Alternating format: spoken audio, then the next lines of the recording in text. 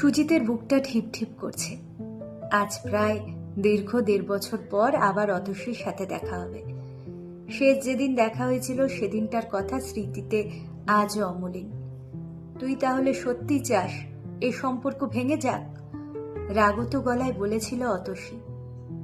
কি করব বল, তুই বড়লোক বাপ মায়ের মেয়ে, বিয়েও ঠিক হয়েছে বড়লোক ইঞ্জিনিয়ারের সাথে।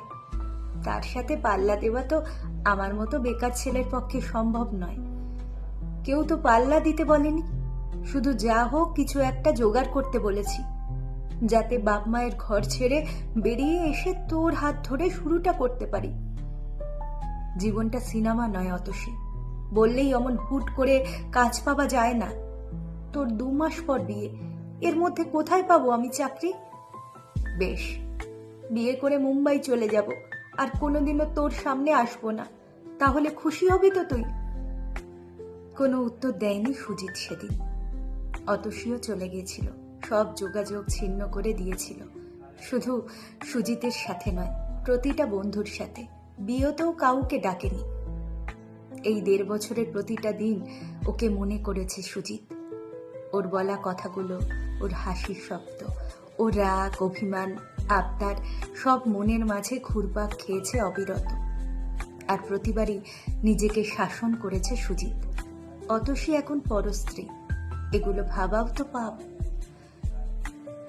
আজ সকালে আচমকা একটা অচেনা নম্বর থেকে এসেছিল ফোনটা। ওপারে অতসীর গলা পেয়ে চমকে উঠেছিল সুজিত। ও একবার দেখা করতে চায়, কলকাতায় এসেছে কদিনের জন্য।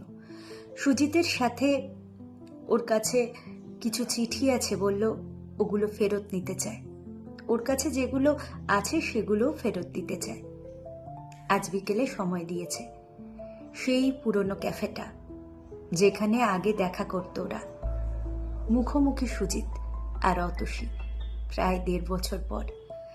5 মিনিট হয়ে গেল, তবুও কেউ কিছু বলে উঠতে পারছে না। সব কথা যেন হারিয়ে গেছে। দে তাড়াতাড়ি, কি দিতে চাস? আমিও রেডি করেই এনেছি সব। সুজিতই মুখ খুলল প্রায় 7 মিনিট পর। এত হুড়োহুড়ি কিসের? খুব তাড়া আছে বুঝি? হ্যাঁ, তা আছে বলতে পারিস। কেন, গার্লফ্রেন্ডের সাথে দেখা করতে যাবি? না রে, টিউশন পড়াতে যাব। খুব মধ্যবিত্ত ঘরের ছেলে তো আমি, পেট চালানো ছাড়া আর কোনো তাগিদ নেই। শেষাত্মক ভঙ্গিতে জবাব দিল সুজিত। আমি কেমন আছি একবারও জিজ্ঞেস করবি না? দেখেই তো বোঝা যাচ্ছে বেশ আছিস। পরনে দামি পোশাক, হাতে দামি ব্যাগ। মুম্বাই লাইফ পুরো শর্টেড বল। মুম্বাই নয়, আমি ব্যাঙ্গালোর থাকি। কেন, তোর বর কি এখন ব্যাঙ্গালোরে চাকরি করে? আমি ব্যাঙ্গালোরে চাকরি করি, বর নয়। ইনফ্যাক্ট আমার কোনো বর নেই, কারণ আমি এখনো বিয়ে করিনি। মানে মানে অবাক হয়েছে সুজিত। তুই বলেছিলিস জীবনটা সিনেমা নয়। সেটা হয়তো ঠিক, তেমনও এটাও ঠিক যে জীবনটা ট্র্যাজিক উপন্যাসও নয়। আমরা চাইলে অনেকটা বদল ঘটাতে পারতাম, বা পারি। তোর সাথে ব্রেকআপের পর আমার বান্ধবী স্নেহার সাথে কথা বললাম। ও ব্যাঙ্গালোরে থাকে। বাবার বাড়ি ছেড়ে ব্যাঙ্গালোরে চলে গেলাম। কারোর আপত্তি শুনিনি। স্নেহার পিজিতেই উঠলাম প্রথমে।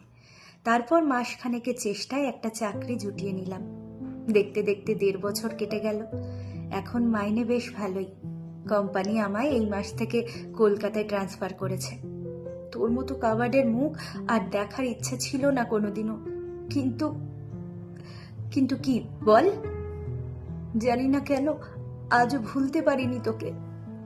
মনে রেখেও বা লাভ কি? আমি তো আজও বেকার।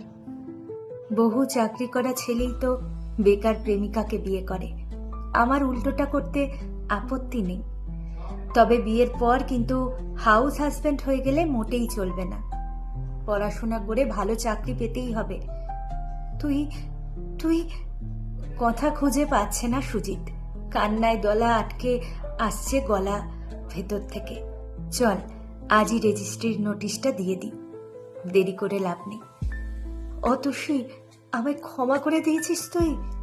সেদিন আসলে আমি বড্ড ভয় পেয়ে গেছিলাম রে। প্রেমিকার হাত আঁকড়ে রাখলো সুজিত। ক্ষমা তোকে অনেক আগেই করে দিয়েছিলাম, কিন্তু কি জানিস তো, পরিস্থিতির সাথে লড়াই করে কখনো কখনো জয় ছিনিয়ে নিতে হয়। এই রিয়েলাইজেশনটা খুব জরুরি। জয় ছিনিয়ে নিতে এবার আমি ঠিক পারবো।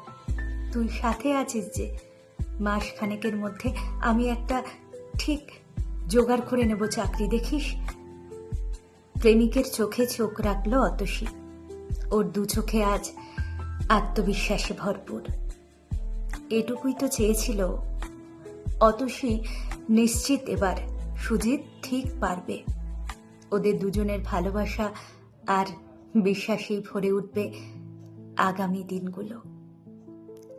কলমে পল্লবী সেনগুপ্ত, কণ্ঠে আমি প্রিয়াঙ্কা।